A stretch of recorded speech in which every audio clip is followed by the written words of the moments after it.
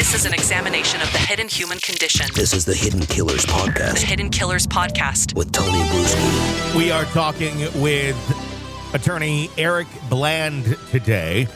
If you follow anything to do with the Murdoch case, you know exactly who he is.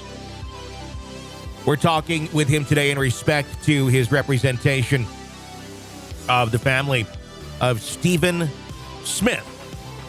Stephen Smith, as you may remember, he's the young man who was found in the middle of the road and near the Murdoch estate many a years back.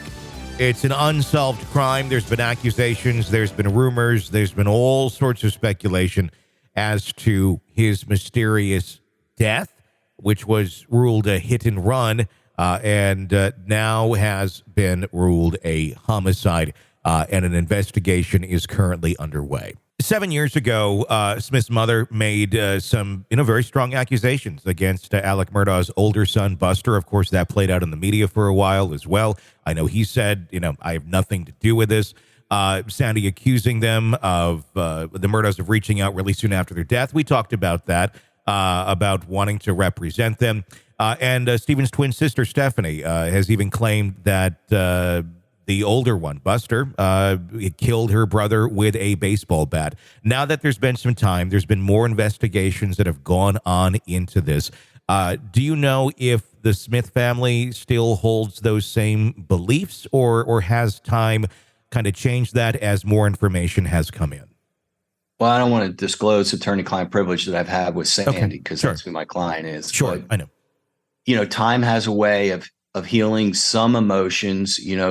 She was on a very emotional high, obviously losing her child at that time. And then no one really talking to her, which created a lot of anxiety and fear. And, your head starts to spin and you wonder about conspiracy theories.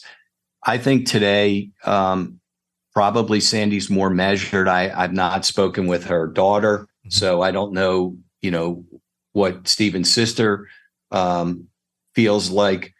But do I think that Buster killed Stephen? Have no idea. I think he's a victim until proven otherwise. Mm-hmm. He lost a mother, a brother, and a father. Sure. He has not spoken publicly.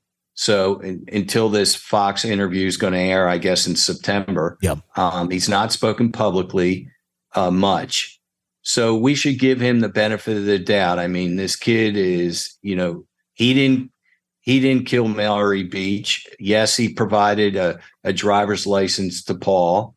And that's not unusual. Brothers do it all the time. My older brother gave me his driver's license when I was younger to get some beer, when I was 20 years old. So it's not right. I'm not saying it. There was a potential cause of Buster doing that, but he never envisioned that Paul was going to get in a boat at 2:30 in the morning, I would surmise, travel as fast as he did and drive into a pylon. I don't think that's what he envisioned would happen. But, certainly I'm going to give Buster the benefit of every doubt now until proven otherwise. Now, Buster said he had nothing to do with Stephen's death. What he didn't say is he didn't have any personal relationship with him. So I would like to know what his personal relationship with Stephen was. Could be just as innocent as they went to school together. He saw him in the hallway. Sure. They played youth baseball together. I want to hear from Buster what his relationship was, if any, with Stephen. Could be nothing. Mm-hmm. Is there, obviously there's a grand jury impaneled. There have been subpoenas that have been issued. You said we're probably going to hear something here by the end of summer.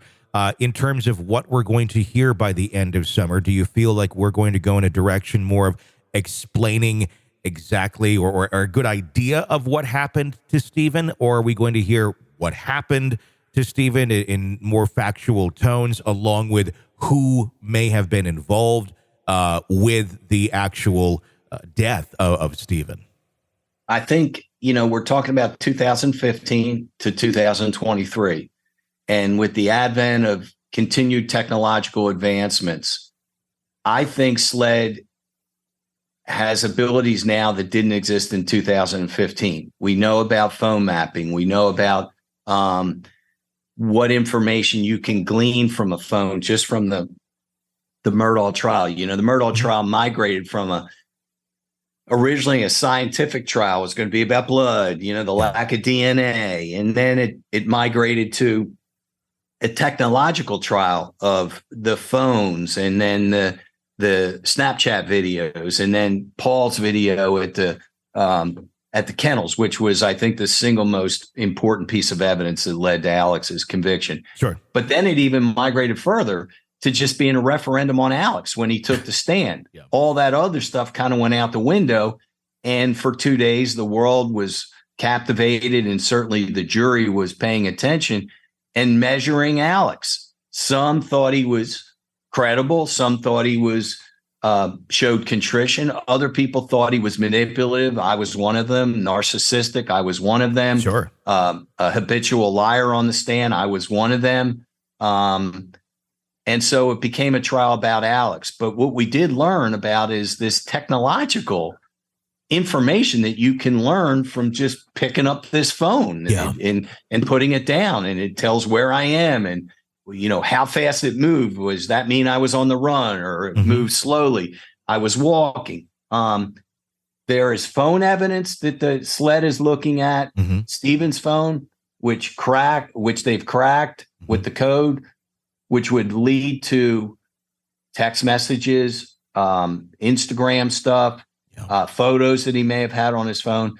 But they also found his tablet, and that was given to SLED this in the spring.